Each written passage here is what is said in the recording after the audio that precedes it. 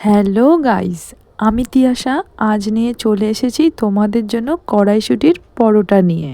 যেমন দেখতেও ওয়াও, তেমন খেতেও টেস্টি। চলো দেরি না করে ঝটপট রেসিপিটা শেয়ার করা যাক। প্রথমেই নিয়ে নিয়েছি আমি মটরশুঁটি, তার সঙ্গে আমি দিয়ে নেব কিছুটা আদা, দিয়ে আমি একসঙ্গে একটা পেস্ট বানিয়ে নেব।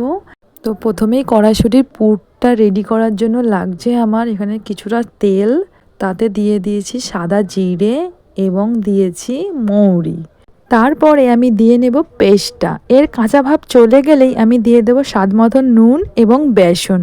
মেজারমেন্ট ঠিক রাখার জন্য আমি এখানে একটা চায়ের কাপ ব্যবহার করছি। 1 কাপ চা মানে একটা লেচির সমান। এই হিসাবেই আমি ময়দাটা নিয়ে নেব।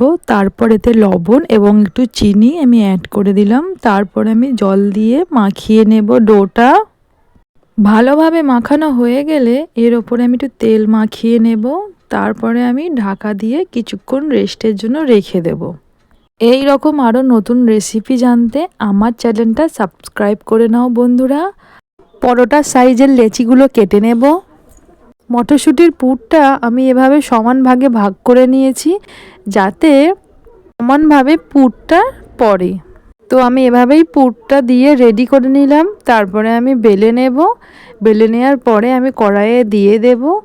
এই বেলার সময়তেই খেয়াল রাখতে হবে, এখানে বেলার আগেই একটু হালকাভাবে হাত দিয়ে প্রেস করে নেব।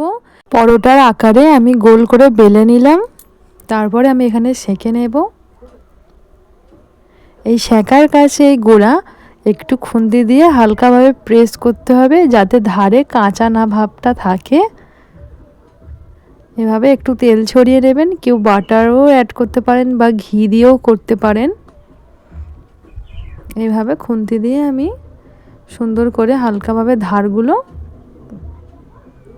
প্রেস করছি। দেখুন তো কি সুন্দর লাগছে না, পরোটাটা লাল লাল হয়েছে, ভাজা হয়েছে। এরমভাবেই আপনারা ভেজে নেবেন বাড়িতে, আর খুবই অসাধারণ খেতে হয়। দেখুন তো পুরো ভর্তি। এরকম নতুন আলুর দম দিয়ে খেতে খুবই টেস্টি লাগবে, অসাধারণ লাগবে। আমার এরকম নতুন নতুন ভিডিও দেখার জন্য আপনাদের অনেক অনেক ধন্যবাদ।